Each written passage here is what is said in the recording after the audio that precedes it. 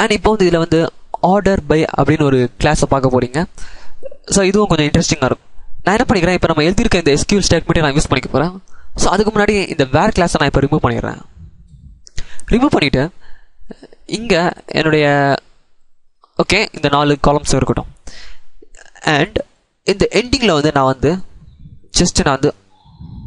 Order by அப்படின்னு போடுறேன். By. So இந்த ஆர்டர் பை கிளாஸ் வந்து எதுக்கு யூஸ் ஆகும்னா சார்ட்டிங் பண்ணுறதுக்கு, அதாவது ascending order and descending order. So இந்த 2 ஆர்டர்லையும் எப்படி வந்து நம்ம வந்து கரெக்டாக காமிக்கலாம் டேட்டாஸ் அப்படின்றத பார்க்கலாம். ஸோ இந்த ஆர்டர் பை, ஸோ எந்த காலத்தில் இருக்க இன்ஃபர்மேஷனை நம்ம வந்து சார்ட் பண்ணணும். அதாவது ஃபார் எக்ஸாம்பிள் இப்போ கம்பெனி நேம்னு இருக்கு. கம்பெனி நேம் வந்து எப்படியும் ஒரு 30 கம்பெனி நேம் இருக்குன்னு வச்சுங்களேன். நம்ம வந்து ஒரு பர்டிகுலர் கம்பெனி நேம் வந்து தேட முடியாது. ஸோ அந்த மாதிரி டைமில் நம்ம வந்து ஒரு அசைனிங் ஆர்டரில் நம்ம வந்து லிஸ்ட் அவுட் பண்ணோம்னா நம்ம ஆல்ஃபபெட்டிக் ஆர்டர் மூலியமாக நம்மளால் ஈஸியாக ஒரு பர்டிகுலர் கம்பெனியை வந்து கண்டுபிடிக்க முடியும். ஸோ அதுக்கு நான் என்ன பண்ணிக்கிறேன், ஆர்டர் பை கம்பெனி நேம் அப்படின்னு போட்டுக்கிறேன். கம்பெனி நேம் போட்டுக்கிறேன். ஸோ இதோட முடிஞ்சிடல. நான் இப்போ திரும்பி எக்ஸிக்யூட் பண்ணுறேன். இப்போ பார்த்தீங்கன்னா ஃபுல் டேட்டாஸ் காமிக்குது. ஸோ இது டிஃபால்ட்டாகவே நம்மளுக்கு வந்து அசைனிங் ஆர்டரில் காமிச்சிட்டு இருக்கு.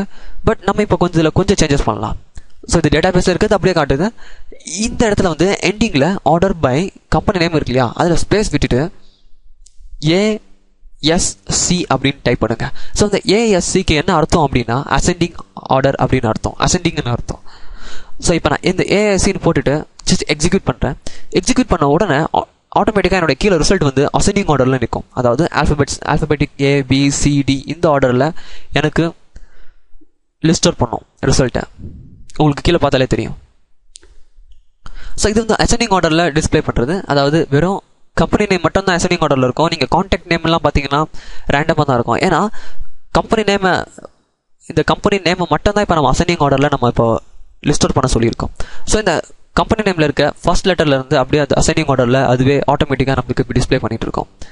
ஸோ அதனால தான் கம்பெனி நேம் நான் பார்க்க சொல்கிறேன், கான்டாக்ட் நேம், கண்ட்ரி, சிட்டி நான் பார்க்க சொல்ல. ஏன்னா நான் இங்கே வந்து ஆர்டர் பை அசெண்டிங் அப்படின்னு சொல்லிட்டு கம்பெனி நேமை தான் இங்கே ஸ்பெசிஃபை பண்ணியிருக்கேன்.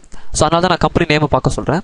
ஸோ எனக்கு டிசைனிங் ஆர்டரில் வேணும்னா ஜஸ்ட் இந்த ASC நான் ரிமூவ் பண்ணிவிட்டு DESC, ஸோ டிசைனிங்க்கு இது ஷார்ட் ஃபார்ம், இதை நான் வந்து இங்கே போடுறேன். ஸோ இப்போ நான் வந்து எக்ஸிக்யூட் பண்ணுறேன். ஸோ பார்த்தீங்கன்னா எனக்கு ரிவர்ஸில் வரும், ABCD ரிவர்ஸில் டிசைனிங் ஆர்டரில் எனக்கு வந்து டிஸ்பிளே பண்ணுவோம் என்னுடைய ரோஸை. ஸோ லாஸ்ட்டில் பார்த்தீங்கன்னா 91th Aல ஆரம்பிக்குது. அண்ட் கடைசி பார்த்தீங்கன்னா ஃபர்ஸ்ட்டில் வந்து Wல ஆரம்பிக்குது. ஸோ இது வந்து டிசைனிங் ஆர்டர். ஸோ இது வந்து ஆர்டர் பை கிளாஸ். ஸோ இதை யூஸ் பண்ணி நம்ம வந்து அசெண்டிங் அண்ட் டிசைனிங் பண்ணலாம், அதாவது சார்ட்டிங் பண்ணலாம். ஸோ இது வந்து ரொம்ப யூஸ்ஃபுல்லாக இருக்கும். நம்ம வந்து ஒரு பர்டிகுலர் ரோவை கண்டுபிடிக்கணும்னா, அதாவது ஒரு பர்டிகுலர் கம்பெனி நேமை நம்ம கண்டுபிடிக்கணும்னா இந்த சார்ட்டிங் வந்து நம்மளுக்கு ரொம்ப யூஸ்ஃபுல்லாக இருக்கும்.